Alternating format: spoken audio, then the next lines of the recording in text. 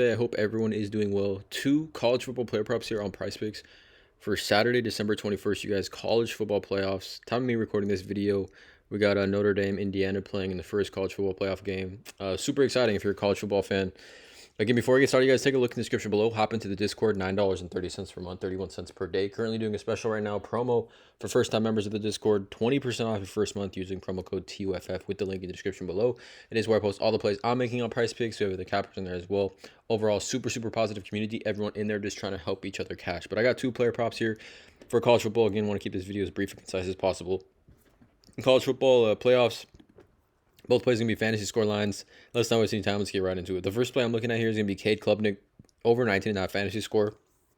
Again, anytime we can bet on a quarterback of a team under 20 fantasy score in a must-win game, in a pretty insane game environment that he's going to be in, I like this spot here for Cade Klubnik. He's the entire offense for Clemson. Clemson is actually going to be 13-point underdogs here as well on the road, which again should just increase him throwing the ball and just him having to do a bunch of things for them offensively. But we look at Cade Klubnik, right? The hit rate, again, the research and the analysis behind this is pretty simple.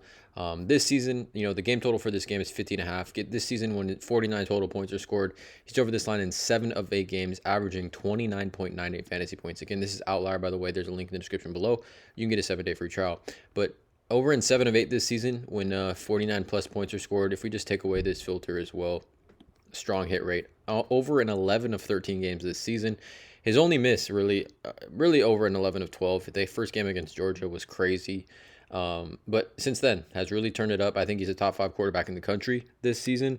And again, if you take a look at his last 10 games, he's averaging 26.2 fantasy points over this line in 9 of 10 games. I just think it's a buy low for Cade Klubnik at 19.5. I think he's going to be trailing the entire game. I think Texas's offense is going to be able to move the ball all over the field versus Clemson. So it's just a great spot. Again, not really thinking too much of it. We've seen kind of dual threat quarterbacks have somewhat success. Marcel Reed threw for 146, also had 60 rushing yards. Again, none of these quarterbacks that they've really played are the talent of Cade Klubnik. Like for example, they faced Carson Beck, right? And he didn't play well at all, but they were able to run the ball all over Texas. They've also played Diego Pavia, which probably was the best performance the quarterback has had this season versus Texas. He threw for 143 and 2 touchdowns, also had 67 and a rushing TD. So Pavia against Texas had 24.4 fantasy. All we need is 19.6 for Cade Klubnik. They've obviously had a couple weeks here to scheme and plan offensively how they're going to move the ball against Texas in a game where they should be throwing a ton. of like this over for him. Second play here is going to be another fantasy score. It's going to be Dylan Sampson, the running back for Tennessee. I like his over 18.5 fantasy score. So this game, Tennessee is obviously going to be 7-point underdogs here.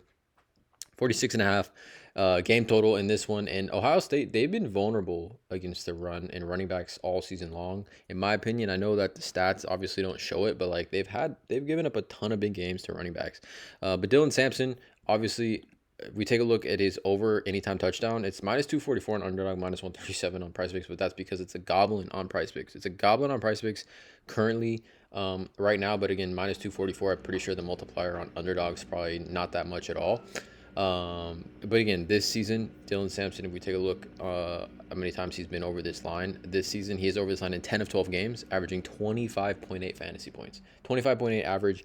All we need is 18.6 in this one. But like I said, going back to it, right? Ohio State, some running backs versus Ohio State this season, like Jordan James, 23 carries, 115 yards, a rushing touchdown, caught a reception. But Jordan James, for example, against Ohio State, he finished with 18.6 fantasy points. Or actually, no, sorry, it's DraftKings. He finished with 22.1 fantasy points against Ohio State. Jordan James. We look at Tyshawn Lawton, running back for Indiana, right, versus Ohio State, 22.8. We look at Michigan just, a couple weeks ago. Kalel Mullings, right, he went crazy. I think, he had 32 carries, but still 116. He had 20.6 fantasy points. And then we also seen Nebraska, Dante Dowdle, right, also have 60 carries and a touchdown. I just think there's too much upside for Dylan Sampson in this one. He should see some checkdowns as well from Nico at quarterback, but you can see the hit rate this season. He started off very strong, but I mean, he is going to see 18 plus rush attempts in a close game, probably even more. He should see some checkdowns, and all the goal line work is going to him as well. So I like this spot for both these players here. Please check out the links in the description below. You guys join the Discord. Drop a like on this video. You guys hit the subscribe button, and as always, you guys have a great day. Let's cash.